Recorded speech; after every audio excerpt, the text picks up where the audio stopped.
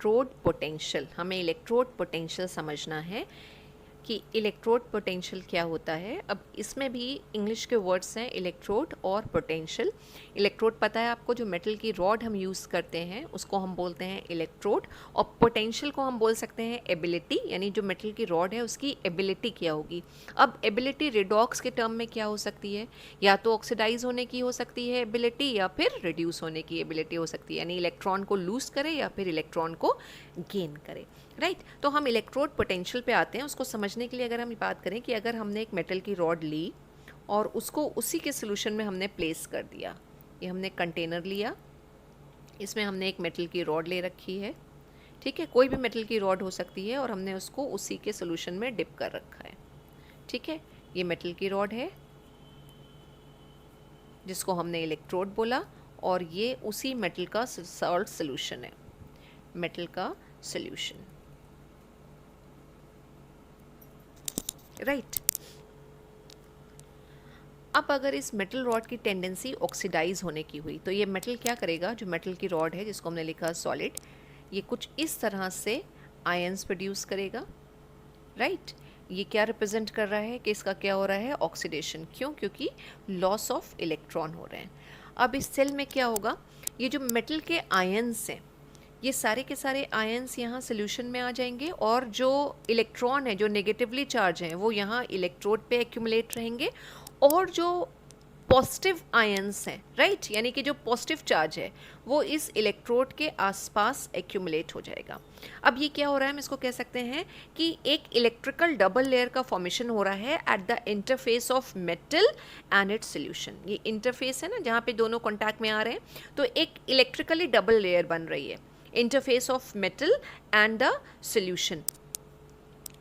और हमने फिजिक्स में पढ़ा है कि चार्ज सेपरेशन की वजह से क्या होता है, एक पोटेंशियल डिफरेंस यहाँ पे डेवलप हो जाएगा। तो potential difference is develop, potential difference is developed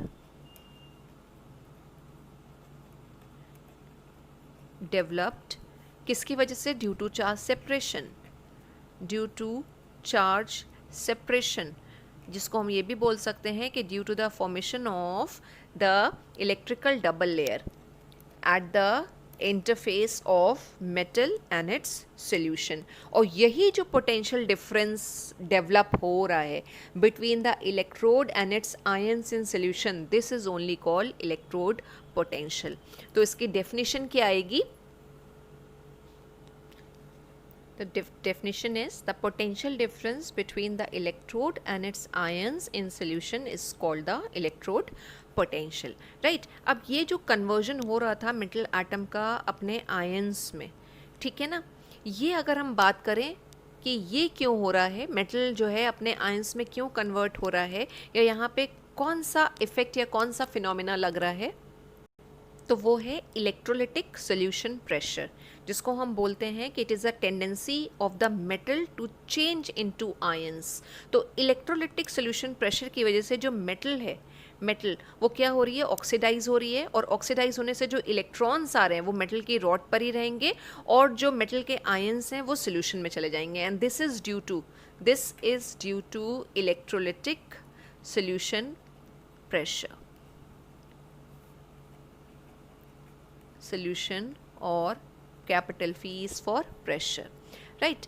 अब कुछ ऐसा ही फिनोमिना या प्रोसेस, क्योंकि हम गैल्वेनिक सेल में 2 हाफ सेल लेते हैं, वहाँ पर भी होगा, राइट। अगर हमने दूसरी हाफ सेल ले रखी है, ये दूसरी हाफ सेल आ गई, और हमने उसमें एक मेटल के रॉड को डिप किया हुआ है, ठीक है, और उसी मेटल रॉड का हमने सॉल्ट सोल्यूशन यहाँ पे ले रखा है, ठीक है, ये अगेन हमारी मेटल रॉड आ गई, और इसी मेटल का ही सॉल्ट सोल्यूशन हमने यहाँ पे ले रखा है, सेम मेटल का ही सॉल्ट सोल्यूशन हमने यहाँ पे एज अ इलेक्ट्रोलाइट ले रखा है।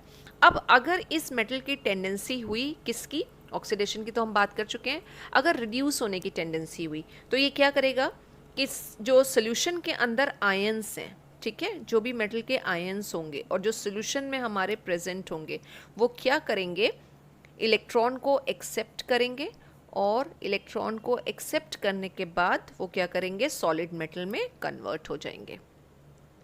यानी कि जो मेटल के आयंस हैं they will start depositing on the metal surface, and leading to a positive charge on the metal. This tendency of the ions is known as osmotic pressure. ठीक है, अब what will happen, जो magnitude और value आएगी potential की, वो दोनों half sales में, जो गैल्वेनिक सेल में हमने दोनों हाफ सेल्स लेकर रखी थी, उन दोनों हाफ सेल्स में वो वैल्यू अलग अलग होगी. और on account of this difference in electrode potential क्या होगा, the electric current will move और flow from the electrode which is at higher potential to the electrode which is at lower potential, यानी कि from cathode to anode. Right, हमेशा जो हमने बात करी कि जो करंट का फ्लो होता है वो कैथोड से एनोड की तरफ होता है. इलेक्ट्रॉन जो है वो एनोड से कैथोड की तरफ जाते हैं, लेकिन करंट का फ्लो कैथोड से एनोड होगा. ठीक है, तो हम इसको इस तरह से भी रिप्रेजेंट कर सकते हैं कि due to the difference in the electrode potential, anode से क्या हो रहा है, इलेक्ट्रॉन्स जा रहे हैं, यानी फ्लो ऑफ इलेक्ट्रॉन हो रहा है, और किधर हो रहा है, कैथोड की तरफ.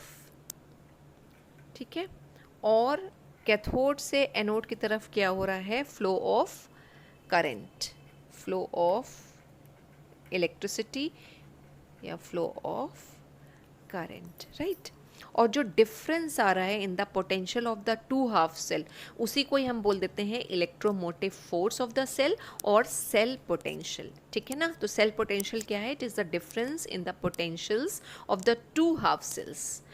Right, it can be called as EMF, जिसको हम इलेक्ट्रोमोटिव फोर्स भी कहते हैं, और सेल पोटेंशियल. तो एक और वर्ड हमारे पास आ गया, EMF और सेल पोटेंशियल.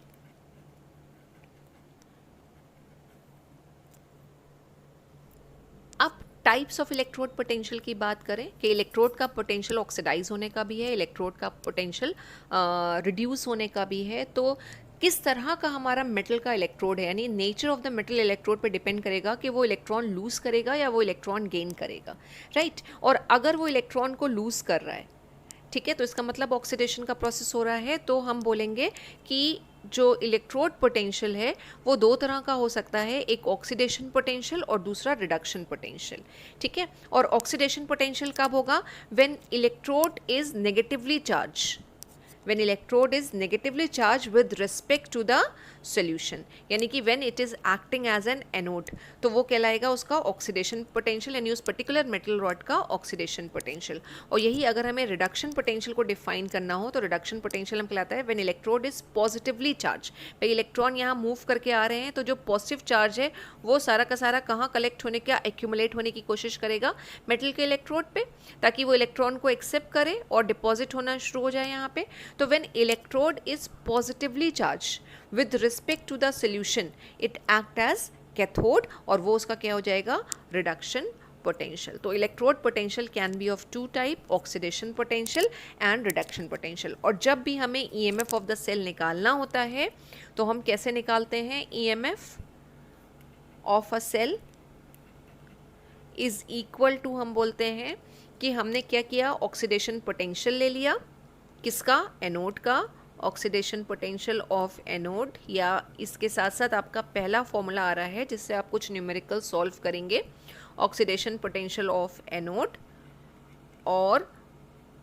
दूसरा हमारे पास क्या है, कैथोड, और कैथोड का क्या होगा, रिडक्शन पोटेंशियल, तो हमने ले लिया प्लस रिडक्शन पोटेंशियल. हम दोनों को सम कर देंगे, दोनों को ऐड कर देंगे, तो हमें सेल पोटेंशियल का पता चल जाएगा या EMF का पता चल जाएगा, और रिडक्शन पोटेंशियल किसका होगा, कैथोड का होगा. तो this is the first formula जो आपको न्यूमेरिकल में हेल्प करेगा. और इसी चीज़ को अगर हमें वेरिएबल के फॉर्म में लिखना हो, मतलब हम ये पूरी लैंग्वेज यूज़ ना करें, तो हम उसको और क्या लिख सकते हैं, हम इलेक्ट्रोड पोटेंशियल की बात कर रहे हैं तो हम उसके लिए सिंबल या वेरिएबल ले लेते हैं E. राइट, और सब स्क्रिप्ट में हम यहाँ पे लिख देते हैं एनोड, यानी हम किसकी बात कर रहे हैं, ऑक्सीडेशन पोटेंशियल या इलेक्ट्रोड के पोटेंशियल की, और वो क्या है, एनोड. तो एनोड है तो ऑब्वियसली क्या होगा, ऑक्सीडेशन पोटेंशियल ही होगा. फिर हम रिडक्शन पोटेंशियल की बात कर रहे हैं तो पोटेंशियल रिडक्शन पोटेंशियल को हम किस तरह से करेंगे, वो कैथोड का होगा, तो हमने ई ले लिया, यानी इलेक्ट्रोड का पोटेंशियल क्या है, वो कैथोड की तरह बिहेव कर रहा है, और अगर वो कैथोड की तरह बिहेव कर रहा है तो उसका रिडक्शन पोटेंशियल ही होगा। तो ईएमएफ ऑफ द सेल या सेल पोटेंशियल निकालने के लिए हमारे पास पहला फॉर्मूला आ गया कि हम एनोड का पोटेंशियल और कैथोड के पोटेंशियल को अगर हम सम कर दें तो we will get the total EMF of the cell, यानी उस पर्टिकुलर सेल से हमें कितना वोल्टेज मिलेगा। तो this is about electrode potential, right. Now let's discuss what are the factors which affect electrode potential, right? And the first factor is nature of the electrode. Nature of the electrode. अब nature of the electrode से क्या मतलब हुआ कि जो electrode है, जो metal की rod जिसे हम बोल रहे हैं, right? तो वो different metals से मिलके बनी हो सकती है। हर metal का potential same नहीं होगा।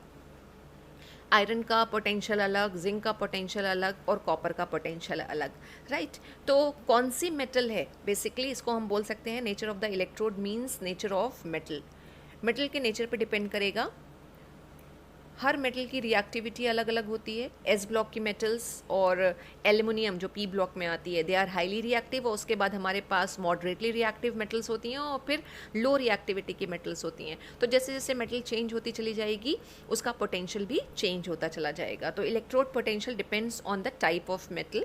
The second factor is the concentration of ions. Concentration of metal ions as well as metal ions, मतलब अगर हमारे पास ये M हम मेटल को रिप्रेजेंट कर रहे हैं और इसके ऊपर चार्ज होगा तभी आयन का फॉर्मेशन होगा, ठीक है। तो कंसंट्रेशन और मोलर कंसंट्रेशन की बात होगी यहाँ पे। तो concentration of metal ions as well as and हम कह सकते हैं कि कितना जो है चार्ज आ रहा है उस मेटल आयन या मेटल कैटायन के ऊपर, and charge on metal cation, right. जैसे आयरन है, Fe2+ भी बनाता है और Fe3+ भी बनाता है। तो Fe2+ का और Fe3+ का दोनों का जो इलेक्ट्रोड पोटेंशियल होगा वो डिफरेंट होगा। और इसी तरह से अगर हम मेटल आयन की कंसंट्रेशन को चेंज कर दें, 1 मोलर ले रखा है या 0.05 मोलर ले रखा है, हमने अगर मोलर कंसंट्रेशन चेंज कर रखा है तो भी इलेक्ट्रोड पोटेंशियल अफेक्ट होता है, और इस चीज़ को हम नर्स्ट इक्वेशन में और डिटेल में देखेंगे। Third factor on which electrode potential depends is temperature. We know as we increase the temperature, the value of alpha या फिर degree of ionization increases. Degree of ionization increase होगा तो जो equilibrium condition आनी है metal और metal ions के बीच में, वो equilibrium जल्दी अचीव हो जाएगा या इक्विलिब्रियम कांस्टेंट जल्दी आ जाएगा। तो टेम्परेचर इंक्रीज़ करने से temperature is directly proportional to degree of ionization. तो टेम्परेचर इंक्रीज़ करने से डिग्री ऑफ आयोनाइजेशन इंक्रीज़ होगा और आयंस की मोबिलिटी भी इंक्रीज़ होगी। तो these are the 3 factors on which electrode potential depends.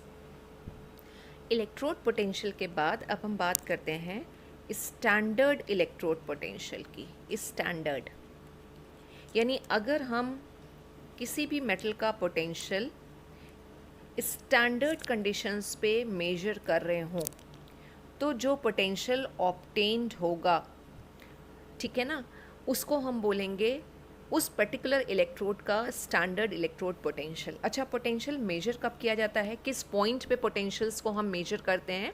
तो हम इक्विलिब्रियम पॉइंट पे ही पोटेंशियल्स को मेजर करते हैं। इक्विलिब्रियम कंडीशन आप समझ सकते हैं, जब दोनों तरफ जो रिएक्शन है, ठीक है, रिवर्सिबल का एरो हम बनाते हैं और लेफ्ट हैंड साइड और राइट हैंड साइड में बात करते हैं कि फॉरवर्ड डायरेक्शन और बैकवर्ड डायरेक्शन में, यानी दोनों साइड में रिएक्शन जो है वो इक्वल रेट से प्रोग्रेस करेगी।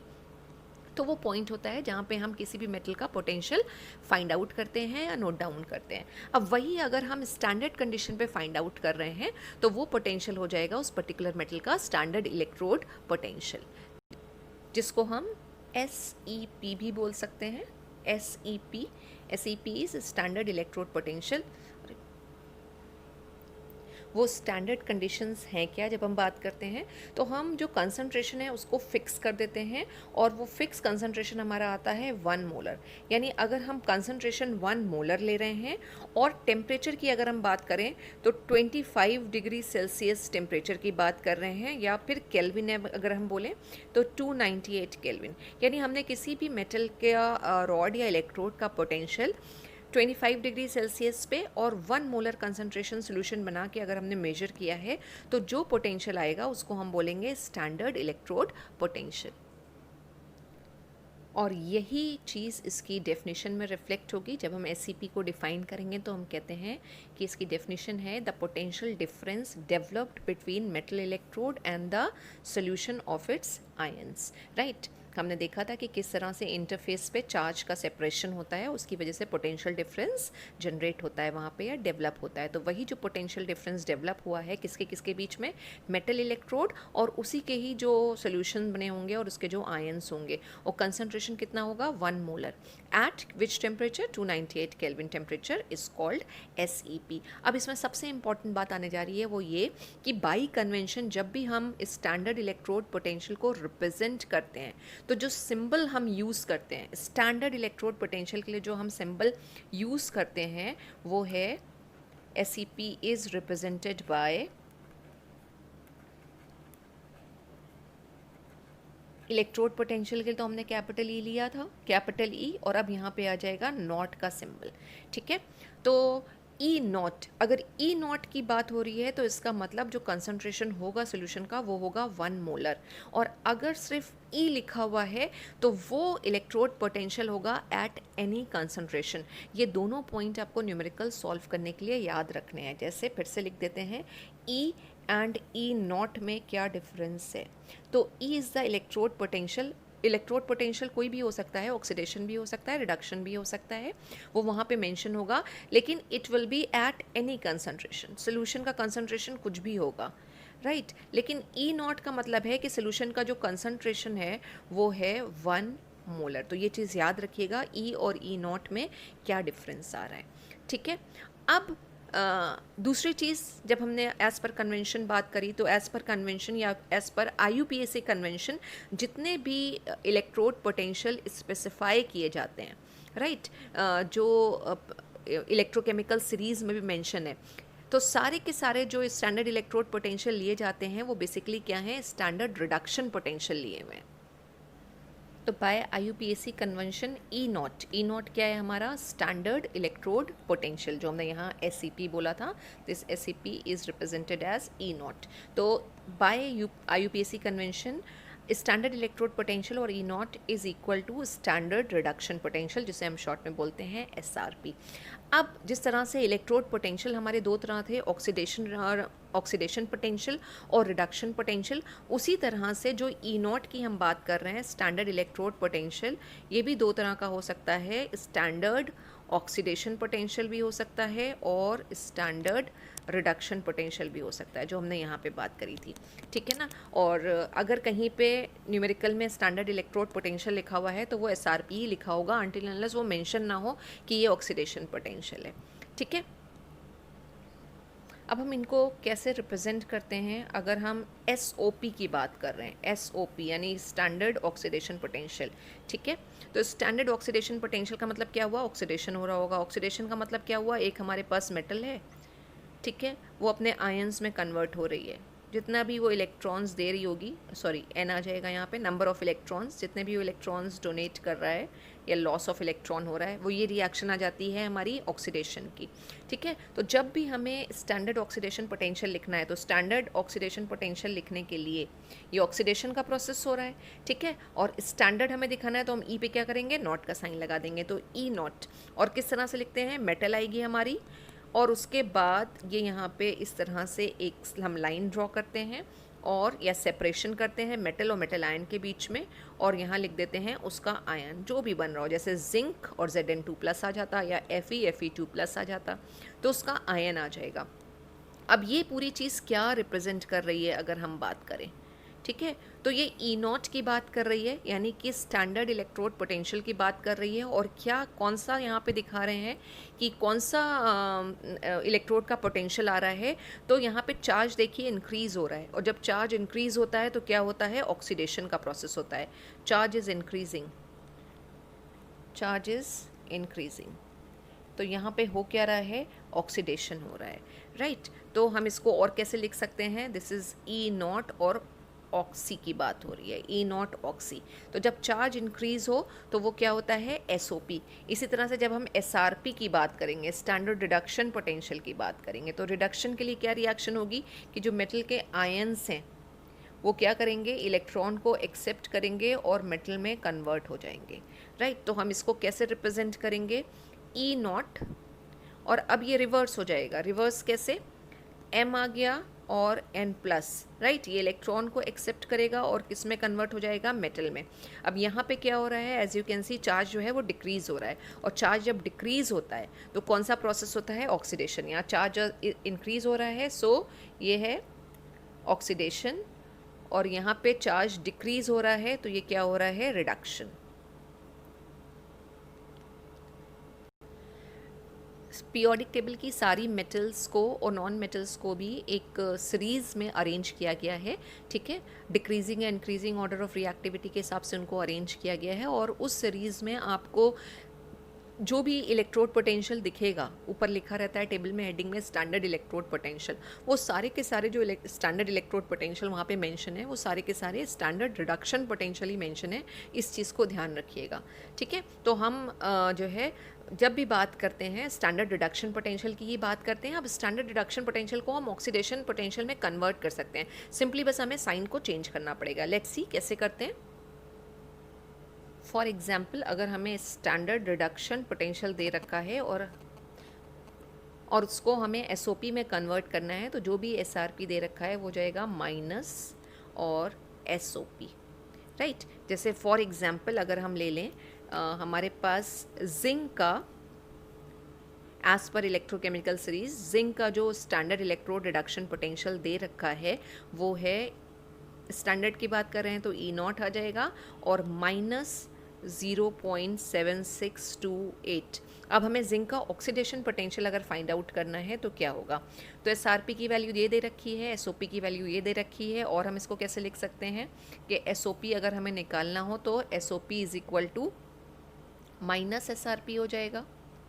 और इस हिसाब से अगर हम चलें तो जिंक का अगर हमें स्टैंडर्ड ऑक्सीडेशन पोटेंशियल निकालना है तो माइनस, और ये माइनस माइनस माइनस क्या हो जाएगा, प्लस, और प्लस 0.7628, और ये वोल्ट में वैल्यू होती है, वोल्ट आ जाएगा, ठीक है। तो सिर्फ साइन चेंज करके आप स्टैंडर्ड ऑक्सीडेशन पोटेंशियल को रिडक्शन पोटेंशियल या रिडक्शन पोटेंशियल को ऑक्सीडेशन पोटेंशियल में कन्वर्ट कर सकते हैं।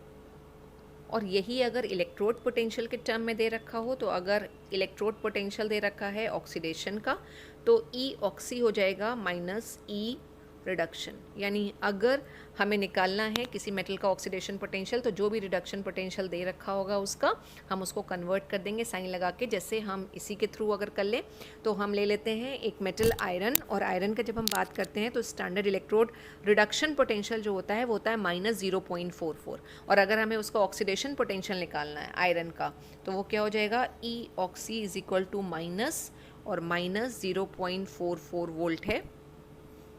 तो आयरन का जो ऑक्सीडेशन पोटेंशियल आएगा, ये आयरन के हम Fe2+ की बात कर रहे हैं, Fe2+ की बात कर रहे हैं, 3+ का अलग होगा क्योंकि जो चार्ज होता है वो भी अफेक्ट करता है इलेक्ट्रोड पोटेंशियल को, तो प्लस में आ जाएगा 0.44 वोल्ट, ठीक है। ये सब चीज़ें इसलिए समझना है क्योंकि इसी को ही आपको न्यूमेरिकल पे भी अप्लाई करना होगा, आपको साइन चेंज करने की ज़रूरत पड़ सकती है।